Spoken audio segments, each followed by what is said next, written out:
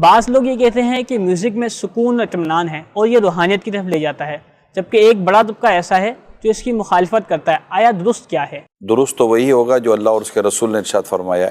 آپ کے میرے کہنے سے نہ کوئی غلط چیز ہو جائے گی، نہ کوئی چیز درست ہو جائے گی۔ جب قرآن میں اور حدیث میں جس کام کو ناپسند کیا گیا، منع کیا گیا، اس کی مذمت بیان کی گئی، تو اس کے اندر نہ خیر کا پہلو آ سکتا ہے، نہ کسی قسم کی بھلائی کا پہلو آ سکتا ہے۔ دیکھیں، صرف یہ میوزک کی بات نہیں ہے، اسلام و دین کی کئی بنیادی اور خوبصورت تعلیمات وہ ہیں کہ جو 1400 سال سے زیادہ عرصے تک ہم تک پہنچ رہی ہیں، الحمدللہ، اور وہ باقاعدہ مسلمانوں کی ایک بھاری اکثریت علماء، صلحاء، مشائخ، اور بلکہ میں کہوں گا یہ مطلب یہ اس پر متفق ہے کہ یہ غلط۔ اب کوئی ایک چھوٹا موٹا طبقہ اٹھ کر کوئی بات کر دے گئی جناب یہ یوں نہیں، تو اس کی معلومات کی کمی ہے، علم کی کمی ہے، تو اس کو لفٹ کرانی بھی نہیں چاہیے۔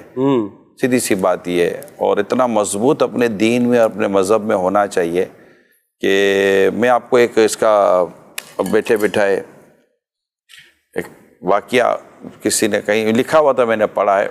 ایک غیر مسلم مسلمانوں کے لباس پہنے دین سے دور کرنے کے لیے چلا کہ میں مسلمان وہ جو کم علم والے ہیں ان کے پاس بیٹھ کر ان کے دلوں میں اللہ پاک، اس کے رسول، قرآن اور اسلام کے بارے میں وسوسہ لاؤں گا اور غلط خیال پیدا کرواؤں گا، اور انہیں شکوک و شبہات میں ڈال کر ان کا دین اور ان کا ایمان برباد کروں گا اور ان کا مذہب بدل دوں گا۔ یہ اس کا مشن تھا۔ یہ مشن لے کر یہ چلا۔ اب کوئی ایسا نظر آ تو نہیں رہا تھا، دور ایک دیہاتی جو بکریاں چرا رہا تھا وہ نظر آیا۔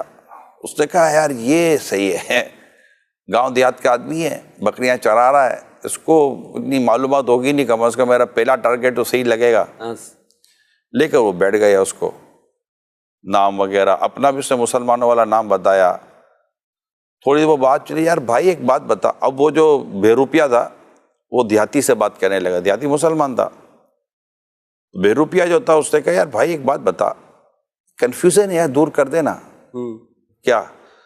اور دیکھ یار اپنے قرآن پڑھتے ہیں تو کیا قرآن میں نماز کی بات آتی ہے تو اتنی جگہوں پر آ گئی، اچھا نیکی کی دعوت کی بات آتی ہے اتنی جگہ پر آ گئی، تو فلاں بات آتی ہے اتنی جگہ پر آ گئی، جنت کا بیان ہے اتنی جگہ پر آ گیا، دوزخ کا بیان ہے تو اتنی جگہ پر آ گیا، اتنی جگہ جو بیان آیا، ایک ایک بیان کئی کی بار، زکوٰۃ کی بات کئی کی بار۔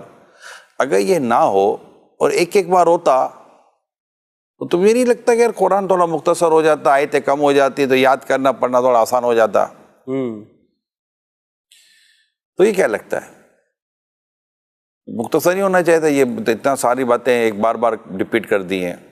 اب یہ کیا وسوسہ ڈال رہا تھا؟ اور وہ جو دیہاتی تھا بولا بھائی اور کیا لائے تم تو یار، اب تک تو سنا نہیں تھا، جیسا ابھی ابھی ہوتا، ہم نے سنا ہی نہیں ہوتا کبھی یار، اب تک تو سنا ہی نہیں تھا۔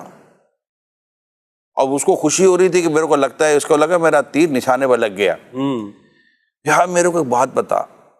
بولا ہاں، تو جو بات کر رہا ہے قرآن کے تعلق سے ڈبل سب آگے ہے،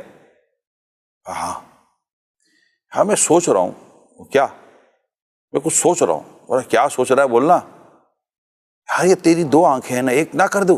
اللہ! یا تیرے یہ دو ہاتھ ہیں ایک ہو جائے، تیری دو ٹانگیں بھی ایک کر دوں تو ہلکا پھلکا ہو جائے گا، تھوڑا مختصر بھی ہو جائے گا، تیرے کو کیا لگتا ہے کروں؟ اور وہ جیسے ہی اٹھانا وہ بھاگ گیا۔ بولا یار ان کے تو دیہاتیوں کو بھی بہکانا مشکل ہے۔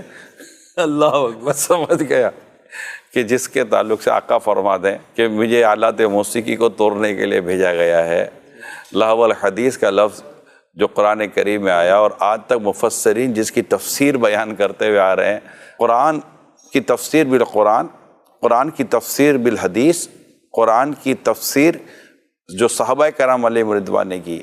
اب وہاں سے بھی اگر ہم چلتے ہیں نا تب بھی بات واضح ہو جاتی ہے کہ میوزک یہ روح کی غذا نہیں ہے، بلکہ انسان کی روحانیت کو برباد کر دینے والا ایک انتہائی شیطان کا آلہ ہے، اور یہ میوزک اللہ کی یاد سے دور کرتا ہے۔